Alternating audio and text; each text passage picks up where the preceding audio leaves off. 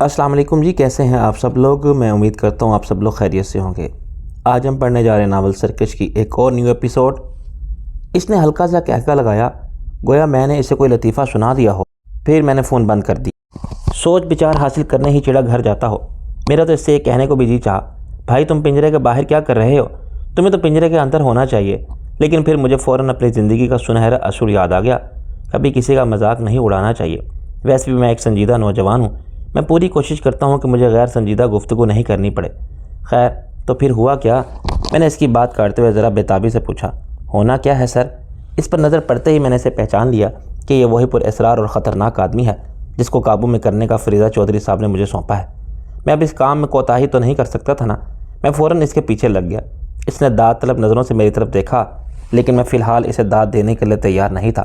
سب سے زیادہ وقت اس کے بندوں نے پنجروں کے پاس ہی صرف کیا، لیکن باقی جانوروں کا معائنہ بھی اس نے خاصے اطمینان کے ساتھ کیا۔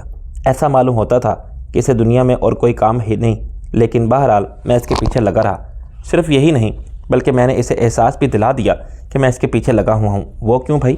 میں نے قدرے بیزاری سے پوچھا۔ مجھے امید تھی کہ اس کی طے میں بھی کوئی فلسفہ کار فرما ہوگا۔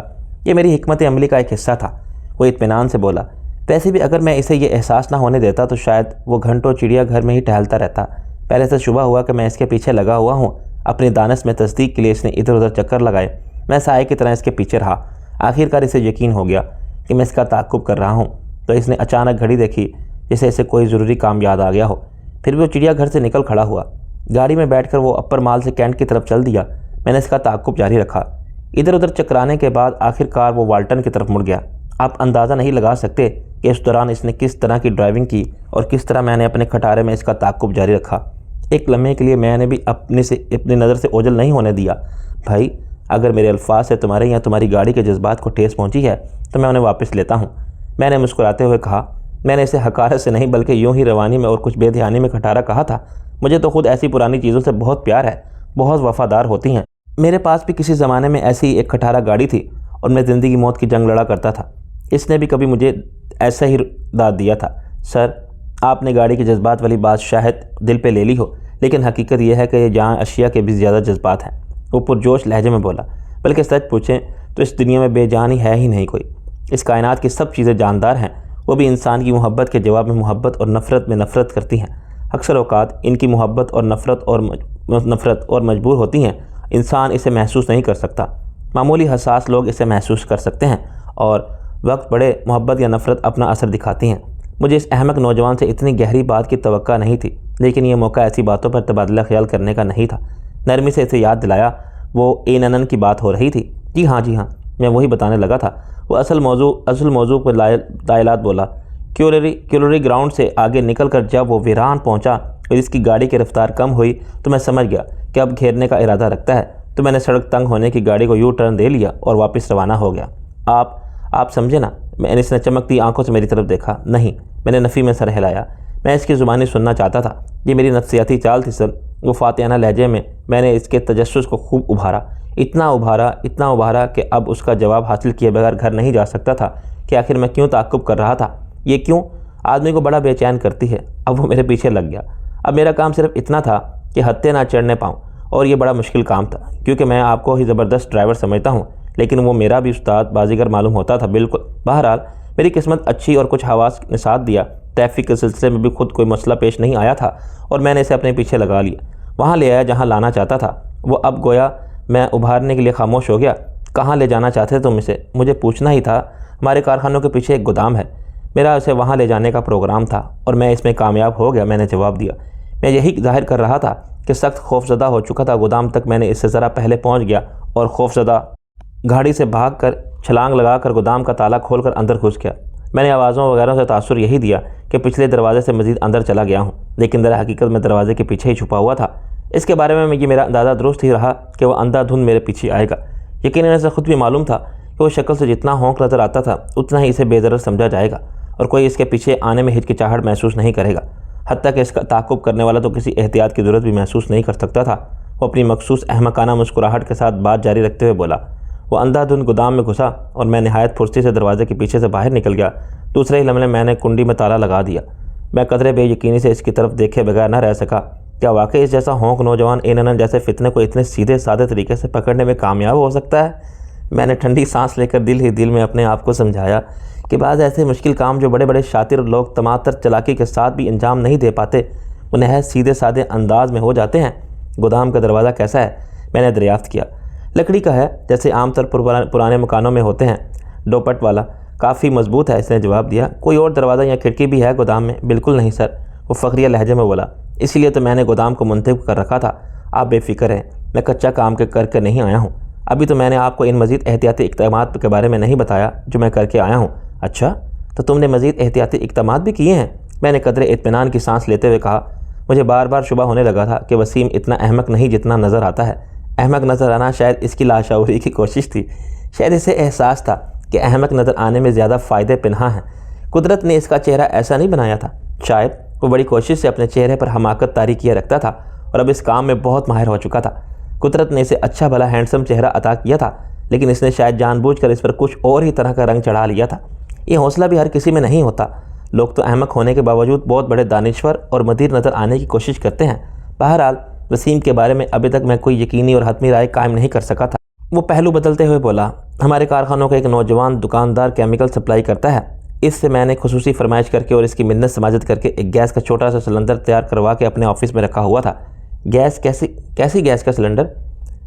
میں نے ذرا چونکتے ہوئے کہا۔ یہ تو مجھے نہیں معلوم، وہ سر کھجا کر بولا۔ اس نے مجھے اس کیمیکل کا نام بھی بتایا تھا، لیکن میں بھول گیا ہوں۔ بہرحال وہ بے ہوش کرنے والی گیس تھی۔ میں جب اپنے آفس سے سلنڈر اٹھا کر دوبارہ گودام کے دروازے پر پہنچا تو وہ بنمانس کا بچہ اندر سے دروازہ توڑنے کی کوشش کر رہا تھا۔ آواز سے اندازہ ہو رہا تھا کہ وہ دور سے دوڑ لگاتا ہوا بار بار آ کر دروازے سے ٹکرا رہا ہے، اور جس قوت سے ٹکرا رہا تھا اس کا اندازہ کرنا بھی مشکل نہیں تھا۔ بالکل ایسا معلوم ہو رہا تھا جیسے توپ کا گولہ دروازے سے ٹکرا رہا تھا، یا پھر کوئی بہت ہی پلا ہوا لڑکا سانڈ بہت دور سے دوڑتا ہوا آ کر دروازے پر ٹکر رسید کر رہا ہے۔ میں نے اسے زیادہ ٹکر رسید کرنے کی مہلت نہیں دی۔ دروازے کے نیچے سے میں نے سلنڈر میں لگی ہوئی ربڑ کی نلکی اندر داخل کی اور والو دبا کر گیس کھول دی۔ شو شو کر کے گیس اندر جانے لگی۔ وہ چیخا چلایا، کھانسا، لیکن آخرکار میں نے اس کے دھپ سے گرنے کی آواز سنی اور اس کے بعد اندر خاموشی چھا گئی۔ تو کیا بے ہوش ہوا؟ گویا یہ ایک طوفان بدتمیزی تھم گیا اور تم دوڑے دوڑے میرے پاس چلے آئے۔ میں نے کہا، جی نہیں، میں کام مزید پکا کر کے آیا ہوں۔ دروازے پر اپنا ایک چوکیدار بھی بٹھا کر آیا ہوں، وہ بندوق لیے بیٹھا ہے دروازے کے سامنے ہی چارپائی پر۔ اب بتائیے کام پکا ہے یا نہیں؟ اس نے داد طلب نظروں سے میری طرف دیکھا۔ ہاں، محسوس تو یہی ہو رہا ہے۔ میں نے قدرے تذبذب کے عالم میں اس بات میں سر ہلایا۔ تم سے مجھے اتنی امید نہیں تھی۔ تو یہی تو میری زندگی کا المیہ ہے سر۔ یکدم اس کے لہجے میں دنیا بھر کی اداسی سمٹ آئی۔ کبھی کسی نے مجھ سے میری صلاحیتوں کے مطابق کام ہی نہیں لیا، ورنہ معلوم نہیں آپ کا یہ خادم اب تک کیا کچھ کر کے دکھا چکا ہوتا۔ میں اب سنجیدگی سے سوچنے لگا تھا کہ کیوں نہ اس نوجوان کو اپنے ساتھیوں میں شامل کر لوں۔ وہ یقیناً کوئی اور ہی چیز تھا۔ آنکھیں اس کے بارے میں دھوکہ دیتی تھیں، اس کے باوجود اسے اپنے مطلب کی ٹریننگ دلوانا مجھے کچھ مشکل سا کام لگتا تھا۔ بھابڑا پہنچ کر اس نے اس سمت میں رہنمائی کی جہاں ایک چھوٹا موٹا صنعتی سا علاقہ پھیلتا جا رہا تھا۔ ایک چھوٹی سی سڑک اس طرف جا رہی تھی۔ ہم جب اس علاقے میں پہنچ کر جھاڑ جھنکار کے قریب سے گزرتے ہوئے کچے راستے پر مڑ کر بڑی سی چار دیواری کے عقب میں پہنچے تو میرا ماتھا ٹھنکا۔ صورتحال اس سے کچھ مختلف نظر آ رہی تھی جیسی وسیم چھوڑ کر گیا تھا۔ اس نے بھی گڑبڑ کو محسوس کر لیا تھا اور اس کا منہ ایک بار پھر ہونکوں والے انداز میں کھل گیا تھا۔ اس نے گاڑی رکوائی اور ہم دوڑتے ہوئے گودام تک پہنچے۔ مجھے وسیم کے بتانے سے پہلے پتہ چل گیا تھا کہ گودام کا دروازہ کون سا تھا، اور کیونکہ دروازہ چوکر سمیت زمین پر پڑا ہوا تھا اور چوکیدار چارپائی پر اوندا پڑا ہائے ہائے کر رہا تھا، لیکن غنیمت یہ تھا کہ وہ زندہ سلامت تھا۔ دو مزدور ٹائپ آدمی اس کی کمر دبا رہے تھے، دو تین اس شگاف کے قریب کھڑے تھے جس میں اب دروازہ نہیں تھا۔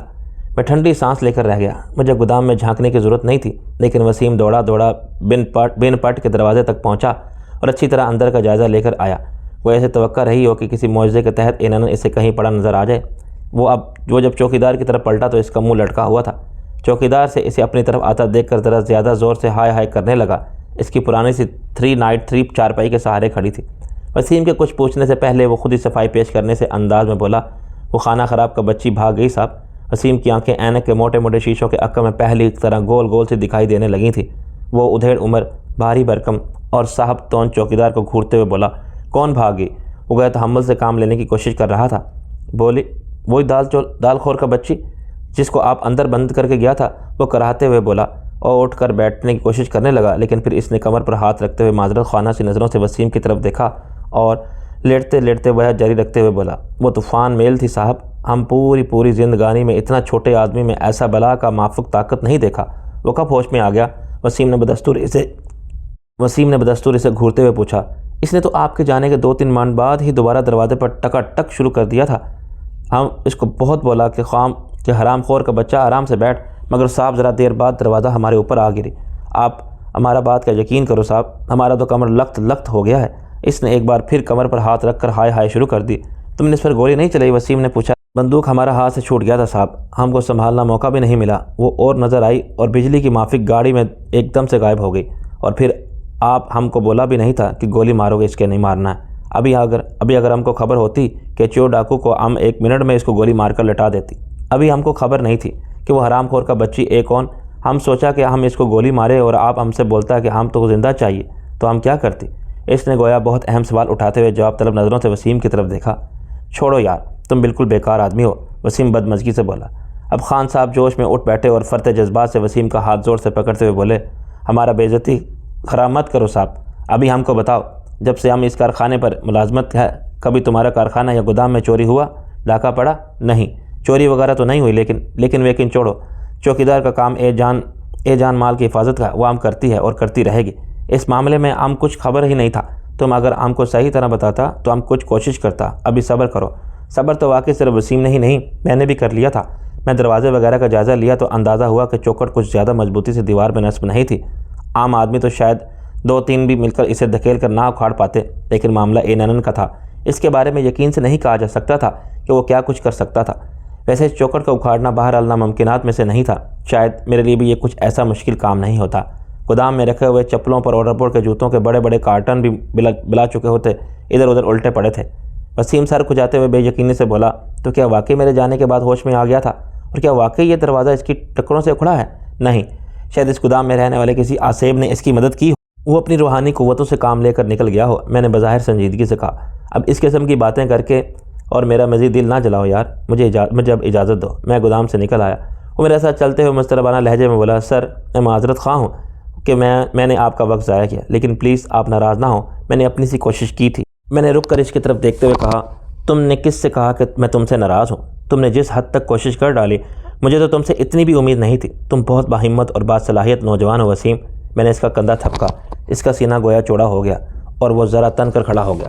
قطرے بدلے سے لہجے میں بولا، سر میری پہلی کوشش ناکام ہو گئی ہے، کوئی بات نہیں، اس سے مجھے اس شخص کو سمجھنے میں مدد ملی ہے۔ اب میں اس پر ہاتھ ڈالوں گا تو مار نہیں کھاؤں گا۔ اب بہرحال یہ اطمینان رکھیے کہ یہ کام اب آپ میرے ہی ہاتھوں پایا تکمیل کو پہنچے دیکھیں گے۔ پھر وہ ذرا شرمیلے سے لہجے میں بولا، اس موقع پر لفظ پایا تکمیل کا استعمال درست تھا نا؟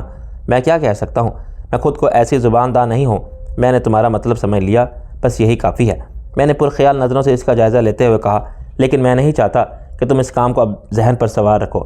اب تو الٹا مجھے تمہاری جان کی فکر پڑ گئی ہے۔ وہ تمہارے ہاتھ سے نکل چکا ہے اور تم اس کی نظر میں آ گئے ہو۔ اب تو تم اپنی جان ہی بچائے رکھو تو میرے لیے بڑی خوشی کی بات ہوگی۔ اس کے چہرے پر وہی بچوں جیسی حماقت امیز معصومیت اود آئی تھی اور وہ آنکھیں گھماتے ہوئے سر ہلا کر بولا، میں سمجھ رہا ہوں آپ مجھے ڈرا کر اس کام سے باز رکھنا چاہتے ہیں، لیکن میں ڈرپوک نہیں ہوں، میں بہت بہادر ہوں۔ جس کام کا عہد کر لوں اسے کر کے چھوڑتا ہوں۔ موت سے نہیں ڈرتا میں، مجھے معلوم ہے زندگی اور موت خدا کے ہاتھ میں ہے۔ یہ بات کر کے اس نے مجھے لاجواب کر دیا تھا۔ اسی یقین کے سہارے تو میں خود ہر مصیبت سے ٹکرا جاتا تھا۔ میں نے ایک ٹک کی اس کی طرف دیکھتے ہوئے کہا، وسیم تم نے مجھے بڑی الجھن میں ڈال دیا ہے۔ ایک طویل عرصے کے بعد تم میری زندگی میں ایک ایسے شخص آئے ہو جو بظاہر کھلی کتاب کی طرح میرے سامنے ہے۔ اس کے باوجود میں تمہارے بارے میں فیصلہ نہیں کر سکا کہ تم کیا چیز ہو۔ سر یہ فیصلہ تو میں خود بھی اپنے بارے میں نہیں کر سکا۔ وہ سر جھکا کر ذرا شرما کر بولا، میں پہلے بھی آپ کو بتا چکا ہوں، میں خود بھی اپنی تلاش میں ہوں۔ میں آپ کے پیچھے اس لیے زیادہ لگا رہتا ہوں کہ شاید آپ کی مدد سے میں اپنے آپ کو تلاش کرنے میں کامیاب ہو جاؤں۔ تو مجھے صرف یہ بتا دو کہ کیا واقعی تم اتنے ہی بیوقوف ہو جتنے شکل سے نظر آتے ہو؟ میں نے ملامت سے کہا، سر کوئی شخص بھلا خود اپنے بارے میں کیسے بتا سکتا کہ وہ کتنا بیوقوف ہے؟ اس نے نہایت معصومیت سے سوال کیا۔ سوال واقعی معقول تھا، انسان کو گڑبڑا دینے والا تھا۔ پھر وہ سینہ پھلاتے ہوئے بولا، کون کہتا ہے میں بیوقوف ہوں یا شکل سے بیوقوف نظر آتا ہوں؟ آپ مجھ سے یقیناً مذاق کرتے ہیں سر، آپ یقیناً مجھے پیار سے بیوقوف کہتے ہیں۔ میں خاموشی سے اس کی طرف دیکھتا رہ گیا۔ عقل مند نظر آنے کا دعویٰ کرنا بھی در حقیقت بیوقوف نظر آنے ہی کو ایک کوشش تھی۔ کیا وہ یہ کوشش شعوری طور پر کرتا تھا؟ کیا وہ اپنی عقل مندی کا دعویٰ کرتے وقت دل ہی دل میں کہہ رہا ہوتا تھا، پلیز دیکھیے مجھ پر عقل مند ہونے کا شبہ مت کیجیے، ساری دنیا کی طرح مجھے احمق ہی سمجھتے رہیے، آپ کی بڑی مہربانی ہوگی۔ مجھے خاموش دیکھ کر وہ اپنے چہرے پر ہاتھ پھیرتے ہوئے بولا، میری امی تو کہتی ہیں میرے چہرے پر ذہانت برستی ہے، آنکھوں سے دانائی جھلکتی ہے، خصوصاً جب میں نے اینک لگائی ہوتی ہے۔ ماں کی بات چھوڑو، میں نے ٹھنڈی سانس لے کر کہا، ماؤں کی تو نظر ہی دوسری ہوتی ہے۔ انہیں تو اپنے بدشکل بچے بھی حسین ترین نظر آتے ہیں، سورج سے چوکدر دکھائی دینے والے بھی انہیں افلاطون معلوم ہوتے ہیں۔ میں کہتے کہتے یکدم رک گیا۔ یہ تو ایک عام خیال، ایک مشہور نظریہ تھا۔ وسیم کے معاملے میں کہیں ایسا تو نہیں تھا کہ جو کچھ وہ دنیا کی نظر سے چھپائے پھرتا تھا ماں کی نظر اس تک پہنچتی ہو؟ مجھے نہیں معلوم، کیونکہ میں نے اسی لمحے وسیم کو مزید کوئی نصیحت وغیرہ نہ کرنے کا فیصلہ کیا۔ ایک طویل سانس لے کر میں نے گویا ہتھیار ڈالتے ہوئے کہا، اچھا ٹھیک ہے، اگر اینن تمہارے ہاتھ آتا ہے تو اسے ضرور پکڑنا، لیکن بس ذرا احتیاط رکھنا۔ یہ کہ نہ آپ نے ہمت بڑھانے والی بات آپ نے ہمت بڑھانے والی بات۔ وہ باتیں پھیلا کر بولا، اب آپ جلدی اینن کو اپنے قدموں میں دیکھیں گے، اور امید ہے اس کے بعد آپ بڑے بڑے کام میرے سپرد کیا کریں گے۔ مجھے بھی کچھ ایسا ہی محسوس ہو رہا تھا، تاہم میں نے اپنے اس خیال کا اظہار نہیں کیا۔ اپنی گاڑی کی طرف بڑھنے سے پہلے میں نے چوکیدار کی طرف اشارہ کرتے وسیم سے کہا، اسے ذرا چیک اپ کے لیے ڈاکٹر کے پاس بھجوا دو، دروازہ اس کی کمر پر گرا ہے، کہیں زیادہ چوٹ نہ آ گئی ہو۔ اس وقت تک چوکیدار کرہانہ بند کر چکا تھا اور بڑی توجہ سے ہماری گفتگو سن رہا تھا۔ میری بات سنتے ہی اس نے کمر پر ہاتھ رکھ کر دوبارہ کرہانا شروع کیا۔ وسیم سر ہلا کر مجھ سے مخاطب ہوا، دیکھا آپ نے، یہ اصل میں چوٹ کا نہیں، شرمندگی کا درد ہے۔ یہ چوکیدار اتنا ناکارہ نہیں ہے جتنا آج ثابت ہوا ہے۔ شاید اسے اپنے اس عظیم الشان جتے کو دیکھتے ہوئے یقین نہیں آ رہا کہ وہ اتنا مختصر وجود اور کسی بندر کا فرش کزن نظر آنے والا شخص اس کے سامنے سے نکل گیا اور یہ کچھ بھی نہ کر سکا۔ اپنی شرمندگی کو چھپانے کے لیے ہائے ہائے کر رہا تھا۔ اب میں اتنا احمق بھی نہیں ہوں کہ اتنی سی بات نہ سمجھ سکوں۔ خیر، میرے خیال میں تم تو سرے سے ہی احمق ہو ہی نہیں۔ میں نے گاڑی کی طرف بڑھتے ہوئے کہا، لوگ گیٹ اپ کر کے شکل بدلتے ہیں، تم نے اس طرح بدلی ہوئی؟ وہ خالص شاعرانہ انداز میں آداب بجا لاتے ہوئے بولا، ذرا نوازی اور بندہ شناسی ہے آپ کی۔ اگر آپ نے اسی طرح میری ہمت افزائی اور قدر شناسی جاری رکھی تو میں ضرور کچھ نہ کچھ بن جاؤں گا۔ میں گاڑی میں بیٹھ کر وہاں سے گھر آ گیا۔ اس کے بعد چند دن ذرا سکون سے گزر گئے۔ کاروباری مصروفیات کے علاوہ کوئی خاص مصروفیت نہ رہی۔ ایڈم عرف ایڈی نے بھی دوبارہ رابطہ قائم نہیں کیا۔ میرا خیال تھا کہ وسیم نے اینن کو پکڑنے کی جو کوشش کی تھی اس کے بارے میں ضرور وہ فون کر کے تصدیق کرنا چاہے گا کہ کیا یہ میری ہدایت پر ہوا تھا، لیکن اس کا فون نہیں آیا۔ خود اینن پہ بھی رابطہ قائم کرنے یا مشکل دکھانے کی کوشش نہیں کی۔ ایسا معلوم ہوتا تھا کہ ساری ہلچل زیر آپ چلی گئی ہے، اندر ہی اندر کوئی کھچڑی پک رہی تھی۔ ایڈم نے ہنی سے فون پر بات کرانے کا وعدہ کیا تھا، لیکن اس وعدے پر عمل نہیں ہوا تھا۔ مجھے اس کے وعدے پر یقین بھی ذرا کم ہی تھا۔ مجھے ہنی کے بارے میں ذرا تشویش ضرور تھی، لیکن ساتھ ہی نہ جانے کیوں امید سی تھی کہ وہ لوگ اس پر تشدد نہیں کریں گے۔ کم از کم اس حد تک ایڈم نے سچ ہی کہا تھا کہ غداری کے باوجود وہ ان کے لیے ایک قیمتی اثاثہ تھے۔ ان پر ان کی خاصی محنت ہو چکی تھی اور جن چیزوں پر وہ محنت کر چکے تھے انہیں ضائع کرنے کے عادی معلوم نہیں ہوتے تھے۔ مجھے یہ سکوت اچھا معلوم نہیں ہو رہا تھا۔ کاروباری مصروفیات اپنی جگہ تھی، لیکن ان کے دوران بھی ذہن بار بار دوسرے معاملات کی طرف چلا جاتا تھا۔ خصوصاً یہ احساس ایک بار پھر ستانے لگا تھا کہ ریڈ ڈاٹ کا کوئی سرا کسی صورت ہاتھ نہیں آ رہا۔ پھر ایک روز مجھے اکرام بیگ یاد آیا۔ مجھے نہیں معلوم تھا کہ خفیہ ایجنسیاں اسے جو تفتیش کر رہی تھیں اس کا کیا نتیجہ برآمد ہوا۔ مجھ سے تو کسی نے کچھ پوچھنے کے لیے بھی رابطہ قائم نہیں کیا۔ فارن منسٹر حفیظ صاحب کے ذریعے اپنے آپ کو ہر معاملے سے بری ذمہ قرار دلوانے اور تفتیش سے مستثنیٰ رہنے کا فائدہ تو ہوا تھا، لیکن ساتھ ہی ساتھ یہ نقصان بھی تھا کہ مجھے اس معاملے سے بالکل لا تعلق کر دیا گیا تھا۔ سرکاری ایجنسیوں کے وسائل بے شمار تھے، ان کے پاس بے پناہ تجربہ تھا، بے کرا اختیارات تھے۔ اگر میں ان کی تفتیش کے نتائج سے استفادہ کرنے میں کامیاب ہو جاتا تو میری معلومات میں یقیناً کچھ نہ کچھ اضافہ ہو سکتا تھا۔ میں سوچ رہا تھا کہ شاید انہوں نے ریڈ ڈاٹ کے بارے میں کچھ معلوم کر لیا ہو، شاید وہ اس سلسلے میں صحیح راستے پر چل نکلے ہوں۔ میں نے فیصلہ کیا کہ اس زمن میں سب سے پہلے اکرام بیگ سے ملاقات کر کے دیکھنا چاہیے کہ وہ کہاں ہے اور کس حال میں ہے۔ میں نے اس کے لیے ادھر ادھر فون کیا تو پتہ چلا کہ اسے ایک قلعے میں رکھا گیا ہے اور تفتیش جاری ہے۔ ڈی آئی جی صاحب بھی مجھے اس سے ملنے کی اجازت نہیں دے سکتے تھے۔ انہوں نے مجھے بتایا کہ اس کے لیے مجھے وزارت داخلہ سے خصوصی اجازت نامہ حاصل کرنا پڑے گا۔ یہ میرے لیے کوئی مشکل کام نہیں تھا۔ حفیظ صاحب اس دوران غیر ملکی دورے سے واپس آ چکے تھے اور اسلام آباد میں تھے۔ مجھے اسلام آباد فون کر کے ان سے رابطہ قائم کرنا پڑا۔ پہلے میں نے ان سے پوچھا کہ انہیں سازش کی کوئی تفصیل معلوم ہوئی تھی یا نہیں۔ وہ عدم دلچسپی سے بولے، برخوردار، میں آج ہی تو غیر ملکی دورے سے آیا ہوں، مجھے فرصت ہی نہیں ملی تھی اس طرف توجہ دینے کی۔ ویسے بھی ابھی اس معاملے کو چند روز ہی تو ہوئے ہیں۔ سرکاری مشینری تو بعض اوقات ایسے معاملات میں مہینوں الجھتی رہتی ہے۔ میں نے انہیں بتایا کہ میں اکرام بیگ سے ملنا چاہتا ہوں اور اس کے لیے وزارت داخلہ کا خصوصی اجازت نامہ درکار ہے۔ وہ ٹھنڈی سانس لے کر بولے، وہ میرا ڈپارٹمنٹ تو نہیں ہے، لیکن بہرحال میں اس منسٹری میں فون کر دیتا ہوں، وہ بیچارے ہماری کوئی بات ٹالتے نہیں۔ تو میں کل کوریئر سروس سے اجازت نامہ موصول ہو جائے گا۔ لیکن تم خبیث سے کیوں ملنا چاہتے ہو؟ سر، آپ تو اس معاملے میں کوئی دلچسپی لے نہیں رہے۔ میں نے سوچا میں ہی جا کر دیکھ لوں کہ تفتیش کہاں تک پہنچی۔ میں نے جواب دیا، تم تو خود مجھے خفیہ ایجنسی معلوم ہونے لگے ہو۔ وہ بولے، کیا کریں سر، ہم بیچارے عوام کو سرکار کے حصے کا بھی کچھ کام کرنا پڑتا ہے نا۔ میں نے جواب دیا، چلو تم اپنا شوق پورا کر لو۔ وہ خوش دلی سے بولے، مجھے اپنے کچھ ضروری قواعد بتا دو، تمہارے جو اجازت نامہ جاری کیا جائے گا اس میں وہ قواعد درج کیے جائیں گے۔ انہوں نے چند باتیں پوچھیں جو میں نے انہیں بتا دیں۔ دوسرے روز کوریئر سروس سے مجھے خط مل گیا اور میں اسی شام قلعے جا پہنچا۔ قلعے کا جو حصہ تفتیشی سیل کے طور پر استعمال ہوتا تھا، وہاں ایک دیو قامت اور ساملے سے DSP نے میرا استقبال کیا۔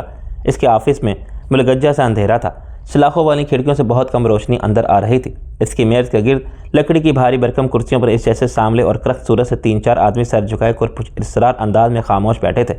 میرا اجازت نامہ دیکھ کر DSP سر اٹھاتے ہوئے ہلکی سی ناگواری سے بولا، ٹھیک ہے، اجازت نامہ آج سے ہی کارآمد ہے، پھر بھی اگر آپ ایک دن صبر کر لیتے اور ہمیں پیشگی اطلاع کر دیتے کہ آپ فلاں قیدی سے ملاقات کرنا چاہتے ہیں تو اچھا ہوتا۔ اس طرح اچانک ملاقات کے لیے چلے آنا تو اچھا نہیں ہوتا۔ آپ کو معلوم ہے یہ خصوصی تفتیشی سینٹر ہے، ملک بھر پہ مشہور ہے، ملزمان کے ساتھ اکثر تفتیش جاری رہتی ہے۔ بعض اوقات ملزم اس پوزیشن میں نہیں ہوتا کہ اسے ملاقاتی کے سامنے پیش کیا جا سکے۔ اگر آپ کا مطلب یہ ہے کہ آپ ملاقات کرانے کی پوزیشن میں نہیں ہیں تو میں واپس چلا جاتا ہوں۔ میں نے ملامت سے کہا، نہیں، میں نے یہ تو نہیں کہا۔ وہ ٹوپی اٹھا کر سر پر رکھتے ہوئے جلدی سے بولا، آپ کو تھوڑا سا انتظار کرنا پڑے گا۔ اس نے ایک لمحے توقف کیا۔ آپ کوئی خاص ہی آدمی معلوم ہوتے ہیں جو آپ کو یہ اجازت نامہ جاری ہوا ہے؟ نہیں، میں تو بہت معمولی سا آدمی ہوں، میں نے نرمی سے کہا۔ ایک شخص کو اشارہ کرتے ہوئے اٹھ کھڑا ہوا۔ میں نے کہا، میں آپ کے ساتھ ہی چلتا ہوں، مجھے مختصر سی ملاقات ہی کرنی ہے، جہاں وہ ہے وہیں مل لوں گا۔ DSP عجیب سے انداز میں مسکرا دیا۔ اس کی شخصیت کو ہیبت ناک حد تک باروب کہا جا سکتا تھا۔ مجھے یقین تھا کہ اگر وہ غیظ و غضب کی حالت میں کسی معمولی اور عام سے آدمی کی طرف دیکھ لیتا ہوگا تو اس کا پیشاب خطا ہو جاتا ہوگا۔ اس کے موٹے موٹے ہونٹ ایک لمحے کے لیے بھینچ گئے، پھر وہ میز پر زیادہ جھکتے ہوئے بولا، جہاں وہ ہے وہاں آپ نہ ہی جائیں تو اچھا ہے چودھری صاحب۔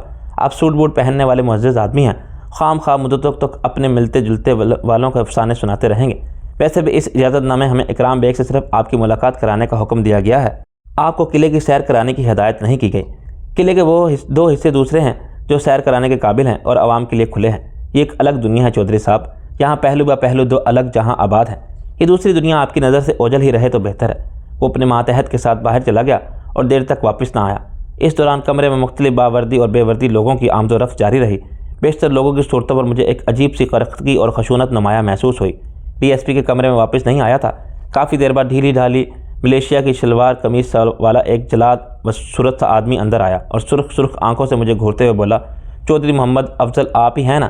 میں نے اس بات میں سر ہلایا تو وہ گویا میری آنے والی نسلوں پر احسان کرتے ہوئے بولا، آئیے اکرام بیگ سے آپ کی ملاقات کرا دیتے ہیں۔ میں نے اس کی رہنمائی میں کمرے سے نکلا تو وہ مجھے ایک راہداری میں گھما کر اس کے کمرے کے عقب میں ایک برآمدے میں لے گیا۔ وہاں دیواروں پر میل اور کائی سی جمی ہوئی تھی۔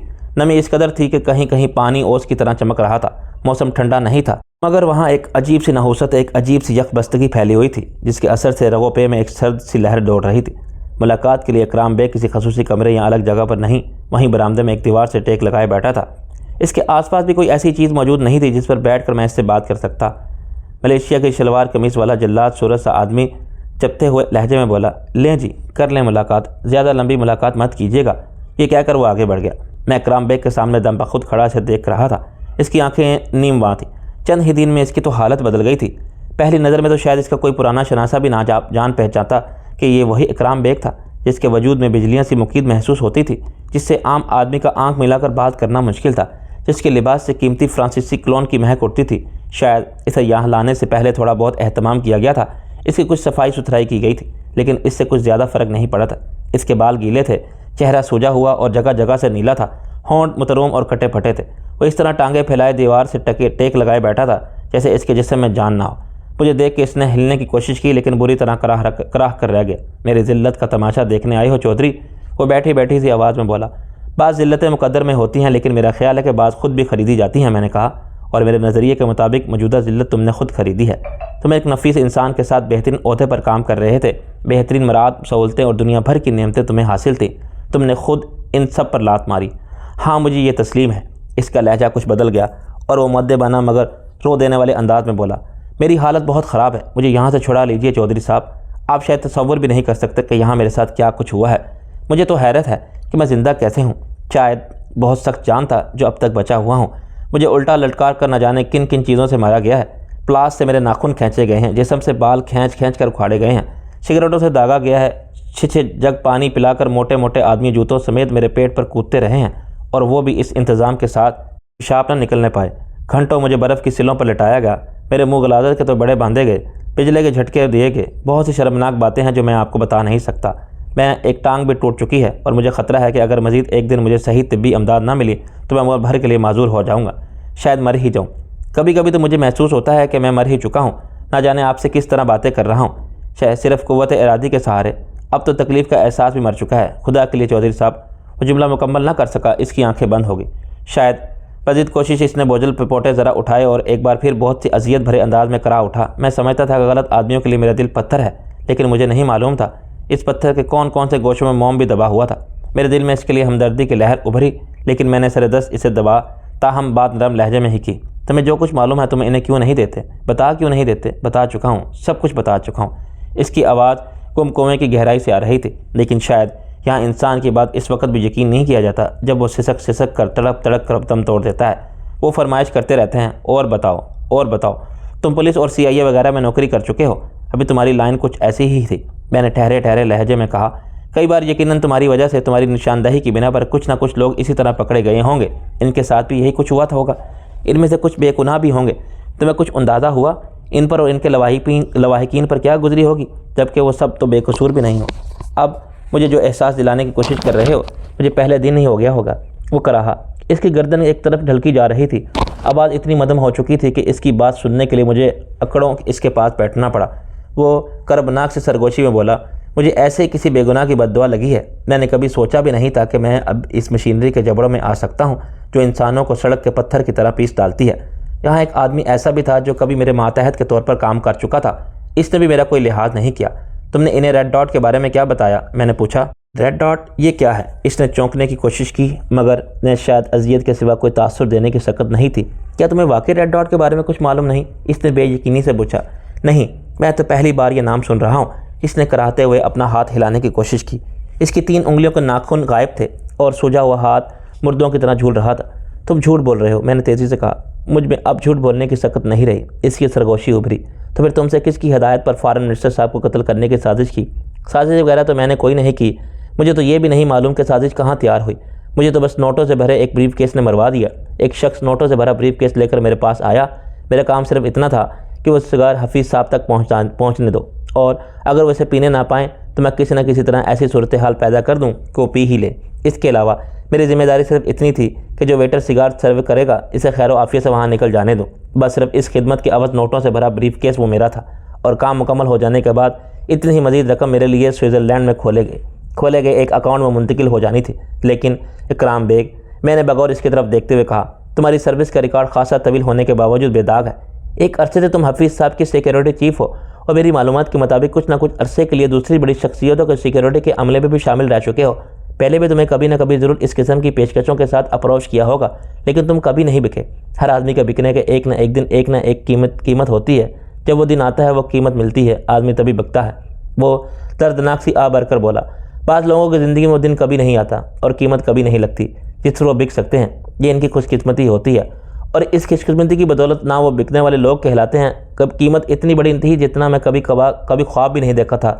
میں نے سوئٹزرلینڈ میں بڑے لوگوں کے اکاؤنٹس کے صرف قصے سنے تھے، نوٹوں سے بڑے بریف کیسوں کے تبادلے ہوتے تھے، لیکن اتنا بڑا کوئی بریف کیس بھر کر کبھی میرے سامنے نہیں رکھا تھا۔ سوئٹزرلینڈ میں کبھی میرے اکاؤنٹ کی کوئی بات نہیں ہوئی تھی، اور پھر کام اتنا آسان تھا، میں پھسل گیا۔ میں نے اپنے آپ کو بیچ دیا، حفیظ صاحب کو بیچ دیا، جن کے مجھ پر کئی احسانات ہیں، اور پھسل کر تم کہاں پہنچے؟ تن ریزہ لیے یہاں پڑا ہو۔